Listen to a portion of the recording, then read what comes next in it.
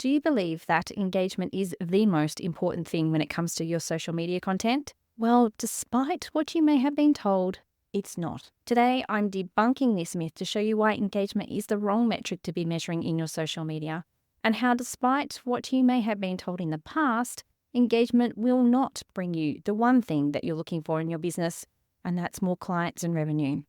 I didn't realize how strongly I felt about this topic until I started recording this episode, so strap yourself in for some hard truths. Now, in my new masterclass I'll be delivering next week, Clicks to Clients, I'll be talking more about why engagement isn't the be-all and end-all of social media and what you should be focusing on instead with your content. Head on over to thecontenteffect.com.au/clicks to clients to register your spot.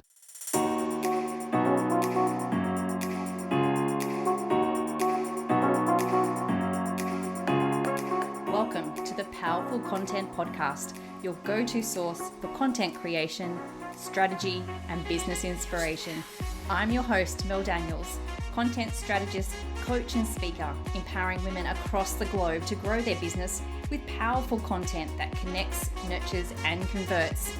So, if you're ready to create standout content that gets you noticed and remembered, or build an aligned audience who love you and are ready to buy from you, you're in the right place. I believe that content has the power to connect us all. It's up to you how you use it. Listen in for genuine and insightful chats with guests, as well as practical tools and strategies from me. It's so lovely to have you here. Let's dive into the show.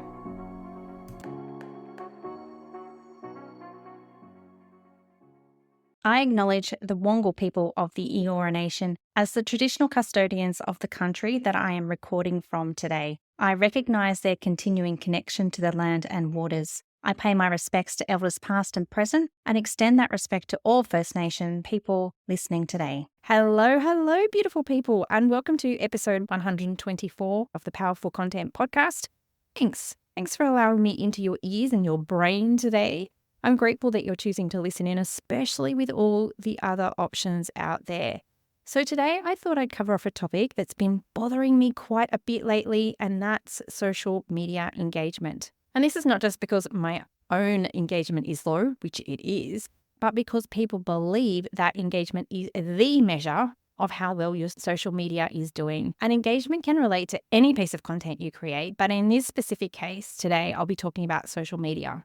The issue is that we're told that engagement equals business success when we play in the social media arena, and I believe this to be fundamentally false and misleading. So let's talk about some misconceptions about social media engagement. So what I mean by engagement on social media is the likes, the comments, the shares, the saves, anything that signals to both the creator of the post or the algorithm of the platform that a person has been so moved by the content that they needed to react. But herein lies the problem. Engagement does not automatically lead to increase in clients. It can, but in and of itself, engagement is simply one person saying to another, "This resonated enough with me to interact with your piece of content." So take a moment and think about your own social media behavior. How many times have you engaged on a social media post and then bought a product or service either immediately or within a few weeks? I'd suggest that it's pretty rare that happens unless it's a low ticket item. It's more likely that your initial engagement will lead to other interactions before you're ready to buy, especially if it's a high ticket item. So when you flip it to you being the content creator, low engagement is not necessarily representative that no one is listening to what you have to say. Simply showing up and being in someone's feed is enough of a touch point for them to be able to recall you, your brand, and your message.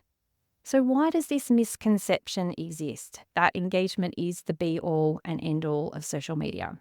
Well, firstly, because we are constantly told that engagement drives the algorithms, which is true.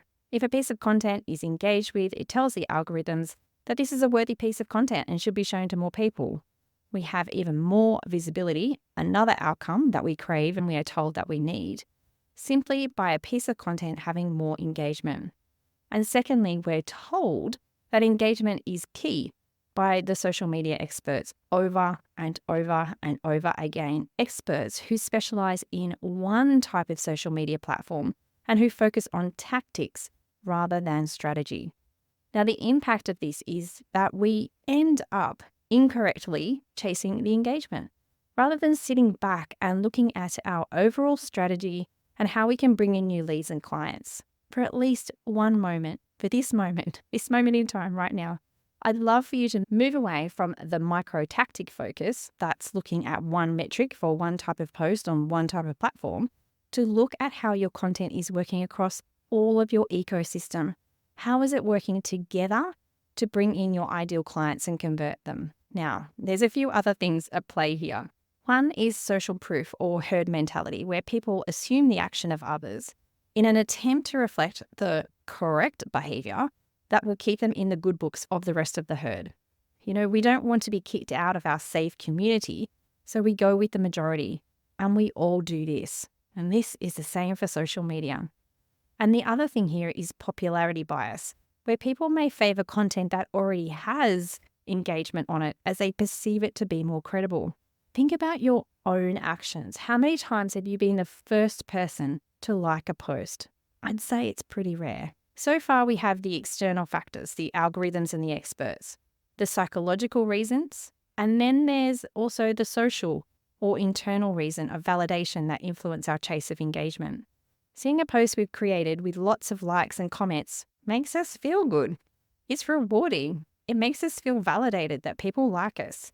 And so we chase that dopamine hit by trying to replicate this with more engaging posts over and over again, rather than creating content that leads someone on a journey to conversion. Now, this isn't to say that we shouldn't aim for engagement at all. There is definitely a time and place in a content strategy for engaging posts. Case in point is a recent Instagram reel I posted about the fact that I have low engagement. Ironically, this was created for engagement. And the reason being is that I wanted to connect with people, empathize, and let them know why I didn't care about low engagement. I'll link this reel in the comments so that you can go and check it out for yourself. But in essence, we're being fed that engagement should be our focus by the experts and algorithms. We're socially conditioned to go where the engagement is, and it internally feels good because we feel validated when we get the engagement. Is it any wonder as small business owners we get exhausted and tired of posting on social media, especially when we don't see engagement on our posts to begin with? So let's look at the metrics themselves. Typically, the metrics we use to define success in social media are likes and number of followers.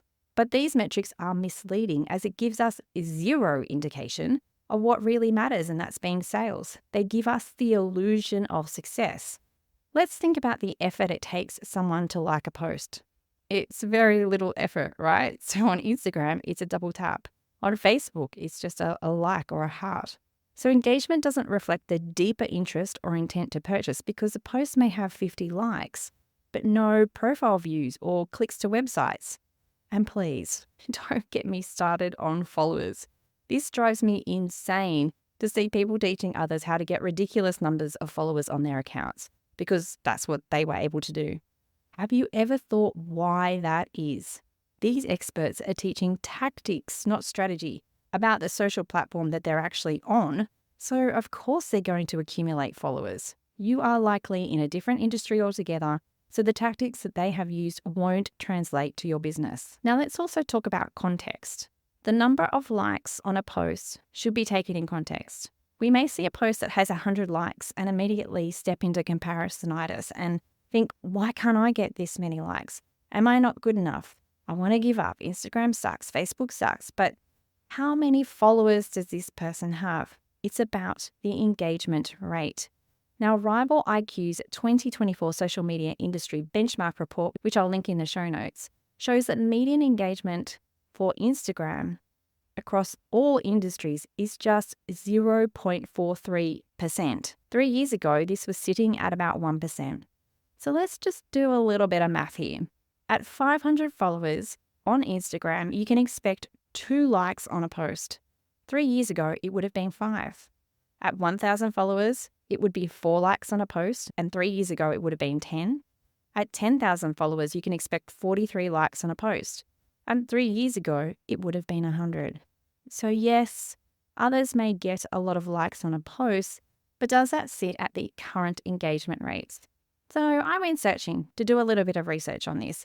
on a few big name players in the online business world to look at their current engagement rates. And you would be surprised, or maybe not, after listening to this episode, that their engagement rates are way below these averages, and yet they are still making money. Case in point, Amy Porterfield, online business expert, has over 439,000 followers on Instagram. But a quick look at her most recent posts see the likes top out at around 1,000, which in and of itself seems like a lot. On surface level, you think, whoa, oh my goodness, that's a lot of likes.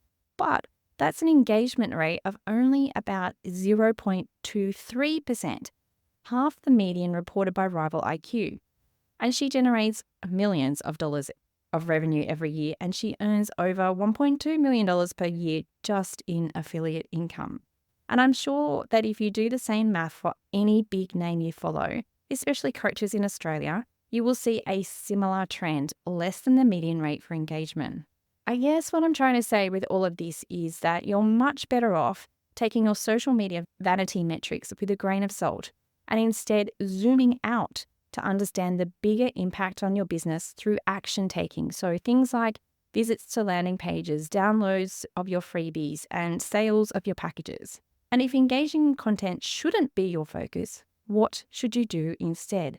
Well, I'm going to save this for the next episode, but you can come and join me next Tuesday, the 23rd of July, 2024, for my brand new masterclass, Clicks to Clients, where I'll be breaking down further why engagement isn't everything, what's a better use of your time instead of purely focusing on engaging content, some simple tweaks that you can make to your content today in order to create action rather than interaction, and a super simple framework to make it all happen no matter what your strengths or how you like to create content.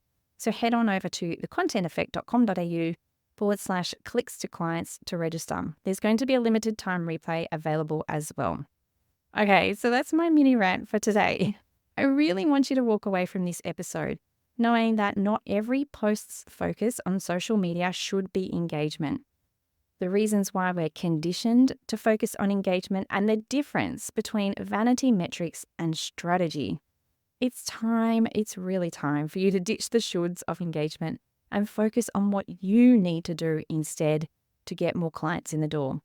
And don't forget, you can learn more about what you do need to do with your content in my new masterclass, Clicks to Clients. The link is in the show notes. Talk soon. Thanks so much for listening. That's it for another week. To get more powerful content in your life, make sure you're following along on socials. My handle is @meldbusiness.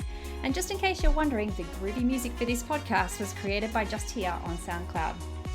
I'd also be super grateful if you took a moment to rate and review this podcast so more amazing women like you can experience the power of content. And if you're like, hell Mel, stop talking, I'm ready to work with you now, here's how we can work some powerful content magic together. Firstly, come and join the Content Effect, my membership inspiring women with service-based businesses to ditch the content chaos and start creating stand-out content that gets you noticed and makes sales. You can join us by using the link in the show notes or just Google the Content Effect. The second way we can work together is via my one-on-one packages. We can create a sustainable content strategy or start to build out your client journey. It's up to you. Hop on over to meldbusinessservices.com.au/services to find out more. Until next time, have a beautiful week and embrace the power of your content.